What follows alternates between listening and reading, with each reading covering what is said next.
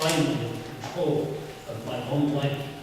The healing I received is something that all of the counseling in the world could not have achieved. For the past several years, Dain and I have traveled across the country, screening the documentary film Traces of the Trade. We use the film to engage adults and youth from diverse racial backgrounds in a discussion about racism and reconciliation, as we did here last night.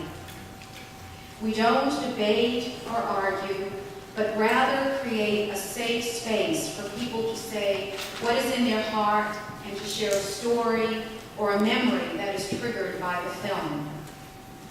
We hear stories about grievances one group has committed against the other. We hear expressions of pain and anger from those who were so badly treated and from those who have inflicted the pain. I am a descendant of slaves who is married to and sharing a ministry on racial reconciliation with a descendant of the largest slave trading family in U.S. history. Dain is also the descendant of slave owners on the other side of his family. Slave owners from North Carolina, which is where my family is from. While some may think there is a bit of irony here, we think, as in so many cases like ours, it is a sign of forward movement for our country. But I continue to grapple with that history and with that knowledge. I am constantly reminded about that painful time in our history each time we screen the film and I hear the stories of so many African Americans. I too feel deeply in my soul the range of emotions they express. Whether we like it or not, whether we want to admit it or not, we all continue to deal with the legacy of that history, which makes forgiveness and healing even more challenging and difficult. I still have work to do. I believe God knows, though, how difficult forgiveness is for us. But the concept of forgiveness challenges all of our natural assumptions and what we know to be true. Through forgiveness, God invites us into his personal resurrection. After great pain and trauma, there can be renewed life. It is a gift of God's enduring grace. Jesus promises that we will not be alone.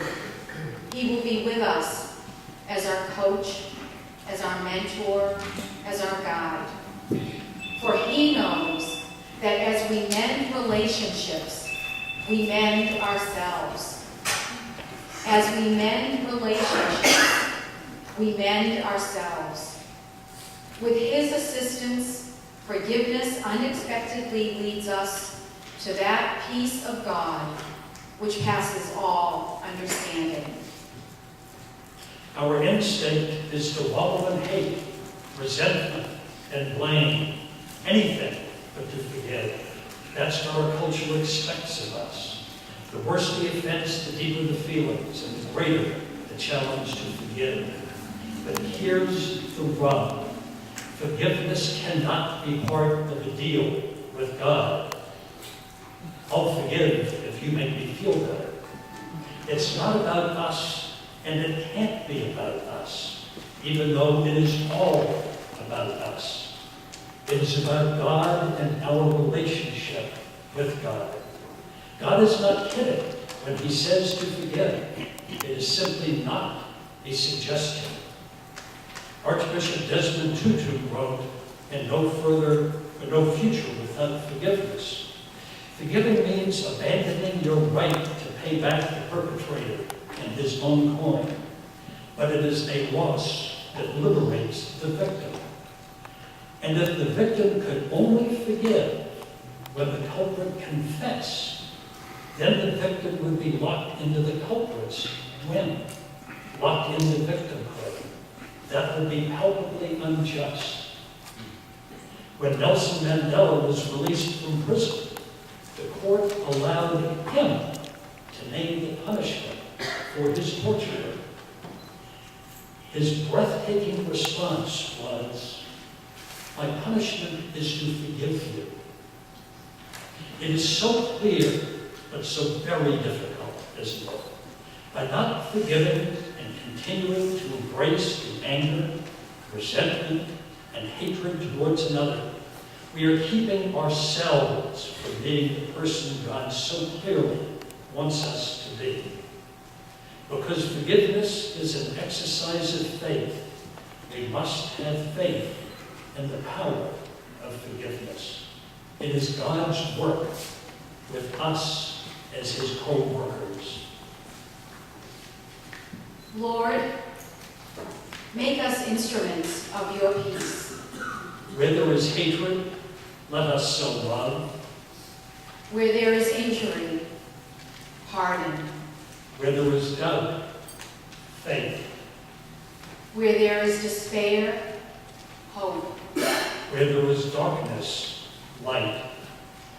Where there is sadness, joy. Lead us, guide us, help us to discern your will. We know what you wish us to do, yet it seems so far beyond our reach. Teach us, Lord. Please teach us. Amen.